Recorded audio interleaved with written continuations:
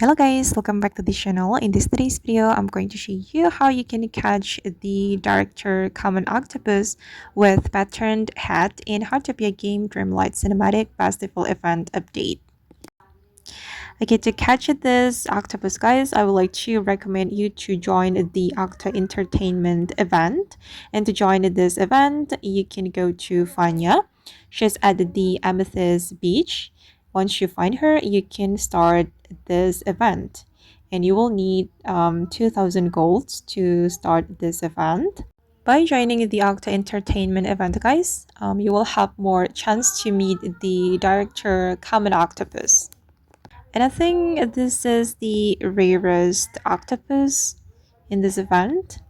So you really need to participate in the Octa Entertainment event by Vanya. Okay, and now I'm catching a fish. If it feels heavier, it must be a rare fish. Oh, oh, I just got the Director Common Octopus with patterned hat.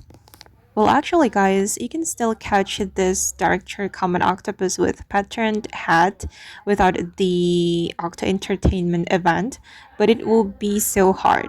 So if you want to catch it easier and faster, you gotta join the Octa Entertainment event.